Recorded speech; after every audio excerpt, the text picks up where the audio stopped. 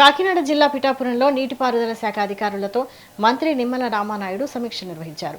Pithapuram branch కెనాల్లో నీటి మట్టాన్ని పరిశీలించిన అనంతరం ఆయన మాట్లాడారు. తాగు, సాగునీటి అంశాలపై వైసీపీకి మాట్లాడే అర్హత లేదని విమర్శించారు. ధవళేశ్వరం బ్యారేజ్ గేట్ల మరమ్మతులను గత ప్రభుత్వం నిర్లక్ష్యం చేసిందని ఆరోపించారు. తమ ప్రభుత్వం 2 ఏళ్లలో ప్రాజెక్టుల మరమ్మతులకు 1600 కోట్లు కేటాయించిందని, 32 కీలక ప్రాజెక్టులను ప్రాధాన్యతతో పూర్తి చేసేందుకు కార్యాచరణ చేపట్టామని మంత్రి తెలిపారు.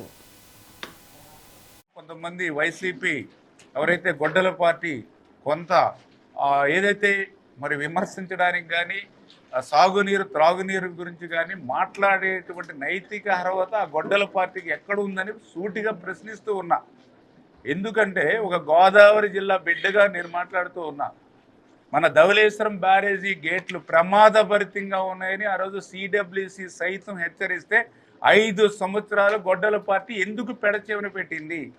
ఆ యొక్క ధవళేశ్వరం బ్యారేజీ గేట్లు కనుక కొట్టుకుపోతే గోదావరి అంతా కూడా ఎడారిగా మారిపోతుందని సిడబ్ల్యూసి హెచ్చరిస్తే పెడచెవిన పెట్టి 5 సంవత్సరాల్లో ₹1 నిధులు ఇవ్వనటువంటి గొడ్డల పార్టీ ఈరోజు ఏ ముఖం పెట్టుకుని ఈ గోదావరి డెల్టాలో కానీ ఈ పిఠాపురంలో కానీ ఎట్లా మాట్లాడుతున్నారని చెప్పి ఈరోజు నేను సూటిగా ప్రశ్నిస్తూ ఉన్నా.